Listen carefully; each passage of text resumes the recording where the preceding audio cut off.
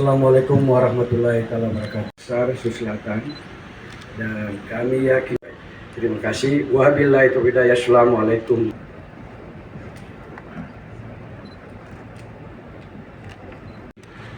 Menteri Pekerjaan Umum dan Perumahan Rakyat 3 tahun yang lalu bahwa satukan kekuatan pelabuhan menuju visi Indonesia Emas 2000.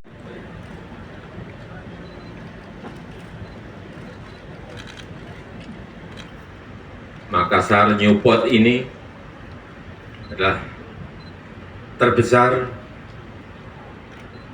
setelah Tanjung Priok. Mohon izin Bapak Presiden, kita akan hitung bersama-sama. 3, 2, 1. Newport telah diresmikan oleh Presiden Republik Indonesia. Kita berikan tepuk tangan yang meriah.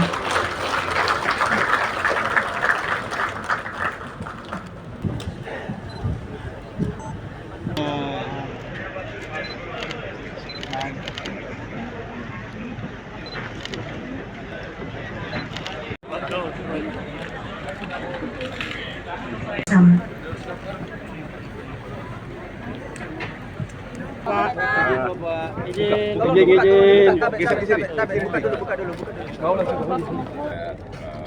Efisiensi biaya logistik juga akan lebih baik lagi sehingga produk-produk di Indonesia bagian timur bisa bersaing dengan wilayah Indonesia lainnya atau dengan